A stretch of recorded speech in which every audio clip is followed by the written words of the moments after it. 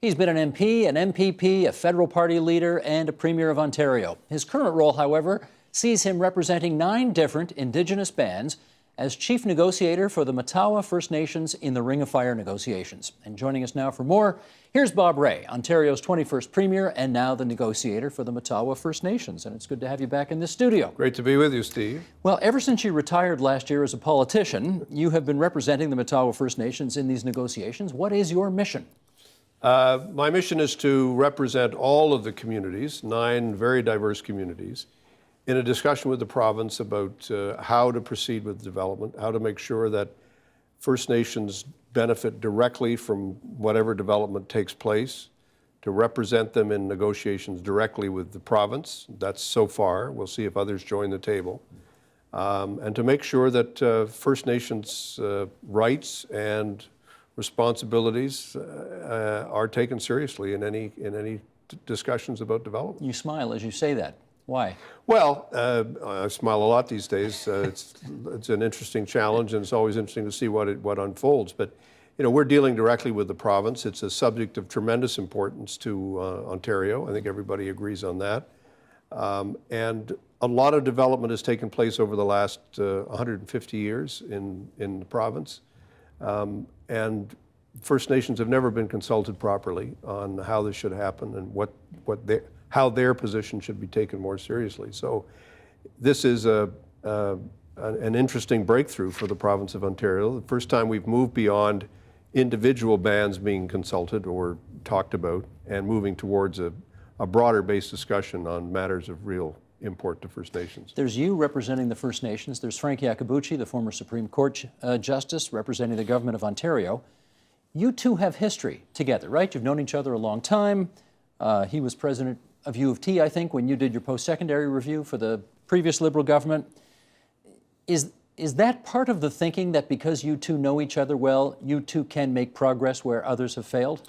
I don't know. I don't know what I mean, I was appointed first by the First Nations, and then the government of Ontario responded by appointing Frank Iacobucci. I mean, he is an enormously experienced and respected person. He has a lot of experience dealing with First Nations issues. He's dealing with them across the country as a mediator and an arbitrator and negotiator. And he's certainly somebody whose views I respect, and he's somebody that I like very much. I know him well. He's a friend of mine.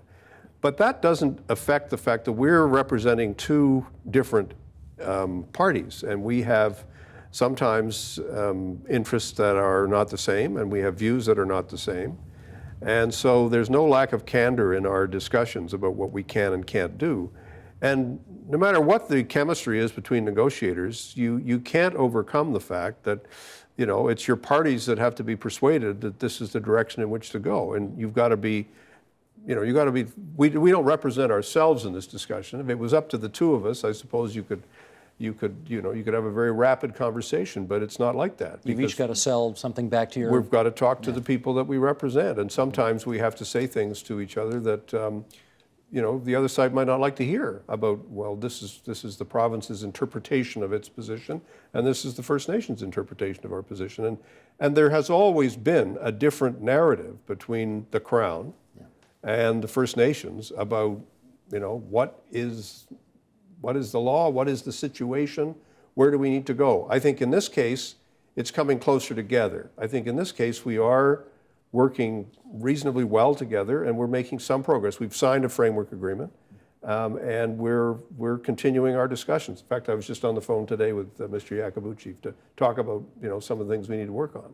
The framework agreement having been signed, that means what, in effect? It means that we've set the table. We know what we're going to discuss. We know that we need to deal with the question of environmental assessment to make sure First Nations are properly consulted with respect to the impacts on the environment of future development. We know the province has agreed to discuss infrastructure. The province has made several announcements about infrastructure, and we look forward to discussing those announcements with the province. But we also want to say, look, we don't think the infrastructure should only be there for the mining companies.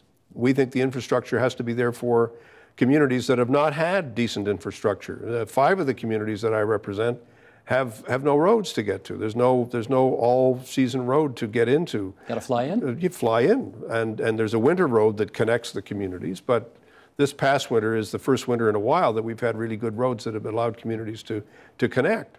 And the province has to make some really serious decisions about how it wants to proceed with respect to all of the communities that are without access to road and without access to communication. Many of the communities have no effective broadband communication, so they're not able to connect digitally to the rest of the world, the rest of the province. So there's a lot of issues that are on the table. The conditions on reserve remain very troublesome, and the communities have never benefited economically directly from the revenue flow that the province gets as a result of this development. Every time I see a politician, my former profession, but I see them talk about the Ring of Fire, one of the first things they talk about is how much revenue will flow to the province. Well, there's a real question there. What about some of the revenue flowing to the First Nations? And the first time ever that the First Nations are putting that on the table. First time, it's not the first time it's been put on the table, the first time the province has said, okay, we'll discuss this, we'll negotiate this. And that is a really, I think, very, very important breakthrough. When you do your negotiating, is it just you and Frank Iacobucci in a room? No. It's I mean, sometimes, yes, there are conversations that the two of us have as negotiators, but no, we've had lots of meetings with the whole group. We've had lots of meetings with smaller groups. We meet with government officials. I mean, it's ironic because I know the government of Ontario's structure very well. I know the officials, many of them I've known, many of them worked for me when I was Premier. And I know them extremely well. And I know the various, I wouldn't say divisions, but the points of view within the government, within the, not politically, not between different political parties, but between different ministries that have a different perspective on how things have unfolded in the past and how they should unfold in the future. On the other hand, Frank talks directly to all of the 9 communities that I represent. And the government of Ontario is talking all the time to individual communities about projects and needs that they have. So it's not an entirely adversarial process in its nature, because both of us as negotiators know quite a lot about what's going on the other side, and that's not a bad thing as long as you respect each other and say, well, you know, I've heard this, and I say, well, I've heard that. So, you know, let's talk that through. But I wonder if your job's harder, because he, at the end of the day, has one premier to convince, and you have 9 chiefs to convince. I don't know if that's accurate, but that, you know. Yeah, it is accurate. Yeah, it's not an easy process, because we do have to reach a consensus among the First Nations. And one of the truly terrible things the Indian Act has done is to divide up First Nations into 650 divisions, and that's created huge governance issues and huge difficulty in reaching consensus and getting people to reach an agreement that goes beyond the interests of individual community. We have what's called a community-based regional process.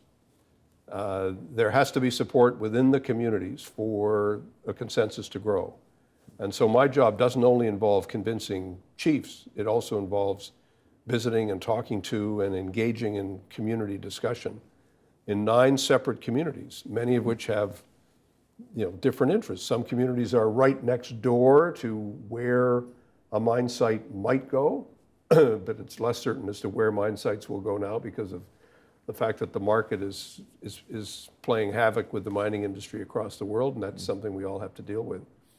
And there are some communities that are very close to communication and roads. 4 of the communities are close to Highway 11. So there's a different situation affecting each community. And so as the negotiator, I have to be sensitive to the needs of each community and able to pick up the phone and talk to each chief and visit the councils, visit communities, and spend time. I've spent a lot of time traveling up north, and that's what I do. Is the federal government in the room? Federal government is not in the room, but the federal government is in the picture. How so? Well, it's an interesting constitutional question. The federal government has a constitutional obligation under sections 91 and 92 to talk to the First Nations, 91-24. They have responsibility for Indians and lands that have been set aside for Indians. I have to say that the federal government has not been directly involved in the discussion. That's been partly the way these conversations have been structured. The First Nations wanted to have a discussion with the Crown about the development that is actually the responsibility of the province, natural resources. So mining, environmental assessment, natural resources, those issues are there for the Crown. But the federal government has a real responsibility for what's happening on reserve. And there's lots of examples where the federal government has made substantial investments in infrastructure across the country in linking up communities and in connecting communities. So whether it's broadband or whether it's roads or whether it's hydroelectricity, because many of the communities are not hooked up to the grid, the federal government should have a role to play, and I think will have a role to play as time goes on. You want them in the room now, though? Well, it's up, I think that's something that the province and us have to discuss in terms of the next phase. Whether it's now or not, I mean, I would want to say, I think eventually the federal government will have to be involved. And that should be done in a way that doesn't complicate matters, but actually helps us to get to a consensus quite quickly about how things should go forward. Because one of the things we hear in the debate around this issue is that this federal government has been there with special money for special projects that have significant economic development implications across the country, and they have not been in this one so far in the way that the government of Ontario would like them to be. And I wonder if, I know you're a statesman now, being out of politics, and you don't want to weigh in on politics, but do you have a view on whether the feds ought to be ponying up special money for what Ontario sees as a special set of circumstances? I'm going to look at this thing very positively. I've seen statements from the federal government on a couple of occasions indicating the federal government will respond to a request that comes for particular expenditures on projects that have broad-based support, and I take them at their word. I'm quite confident the federal government will be involved, and I'll leave the politicking about what's involved in that to the people who've been elected to do that. But from my perspective, or the perspective of the people that I represent, we want the federal government to be involved. We think they have a responsibility to be involved, and we have no reason to believe that they won't be involved. I mean, we're not going to criticize the federal government yet, but we do want them to be ready to engage with us as we go forward. Have you talked to the Prime Minister about this? No. Have you talked to his Natural Resources Minister? Yeah, I've talked to Mr. Rickford 2 or 3 times, and they've been very constructive conversations. And basically it's been saying, we want to get our framework done. We've got that done now. We then want to move forward on building up those tables on the environment and on infrastructure and on revenue sharing, and you will have a role to play. And he's fully aware of that, but I'm not going to negotiate in public with Mr. Rickford. He's got a real connection to the region. No, he's not from there. He's from Kenora, but that's, relatively speaking, that's pretty close. He knows the region well. He's worked in the region. He was a nurse in the far north. He knows the remote communities well. From my perspective, he's been extremely forthcoming and very willing to talk about it. And I have no reason to believe the federal government won't be a constructive partner. But have they come in and said, here's a check for X? No, they haven't said that yet. But if I understand it, his position is, we've got this thing called Building Canada. It's a fund you can draw upon. You go and you apply for as much money as you want from that fund. Government of Ontario has said, well, actually, we think this is different. This is special. You give special money to Newfoundland when it wants something. You give special money to Alberta when they want something. That's what we want too. Is that an impasse? No, I don't think so. And you wouldn't expect me or want me, and my clients wouldn't expect me or want me, to become embroiled in that kind of a discussion.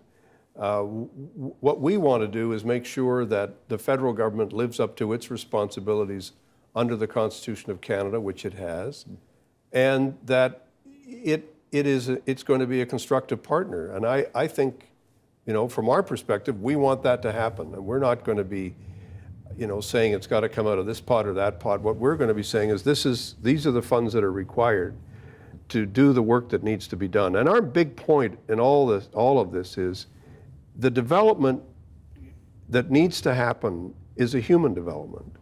It's in people. It's improving communication for communities. It's breaking down isolation. And it's making sure people are equipped and able to get trained and to get work and to take advantage of work. And the First Nations themselves will want to take a strong ownership position in any infrastructure that moves forward. I mean, This is not the old days. We're not sitting back and waiting. You know, if you look around the province, Mushkegowuk, north of Matawa, on the James Bay coast, they've taken an ownership position in electricity. They've taken an owner position in the road.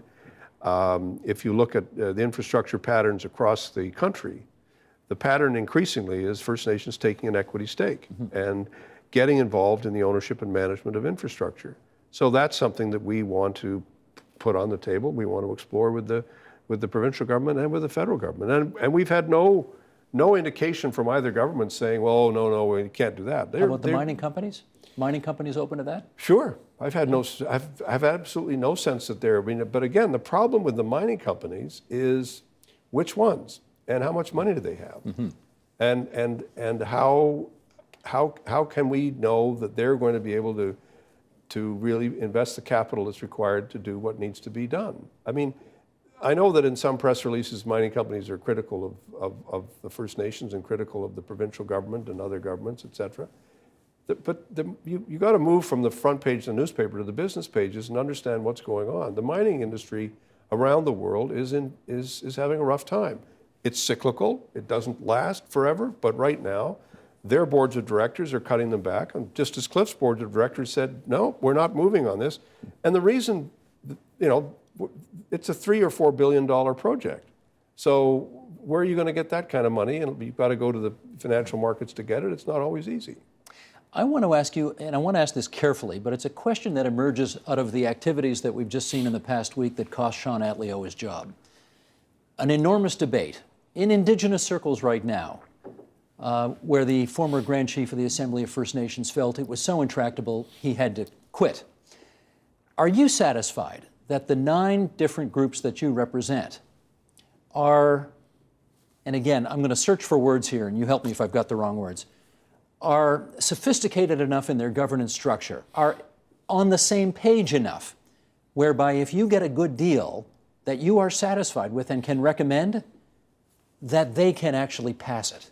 You have to take it each step at a time. We took a time to get the framework agreement done because we needed to build consensus, not only among the chiefs as leaders and as individuals, but we had to build consensus within the communities. And we had to build the information and knowledge base in the communities to get that done.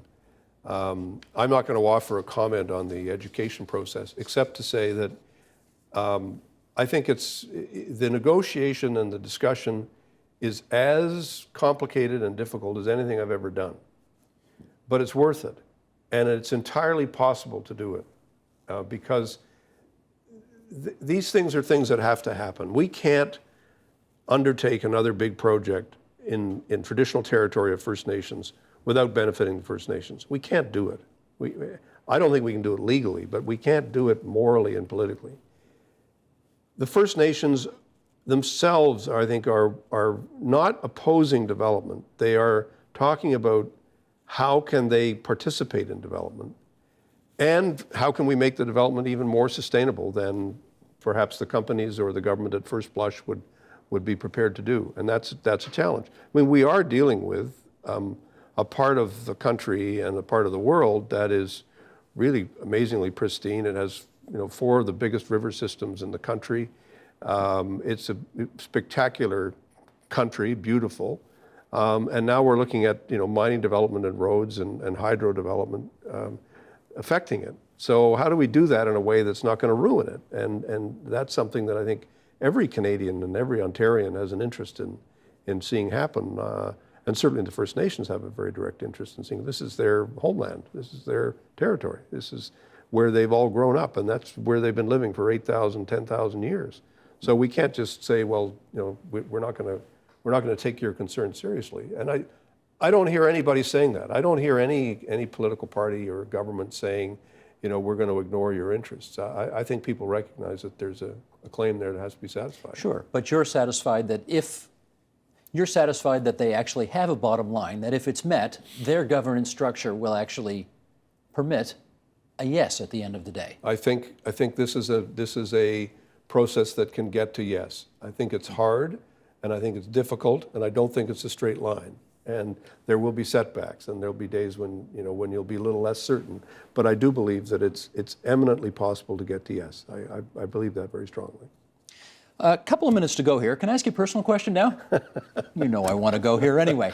You've been an ex-politician for almost a year now.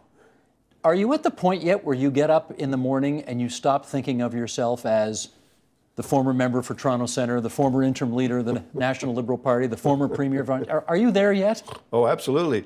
I mean, one of the benefits I've had is being married to somebody who doesn't think of me in any of those ways. So it doesn't take very long to say, whose turn is it to put out the garbage or whatever you have to do. But I mean, no, seriously,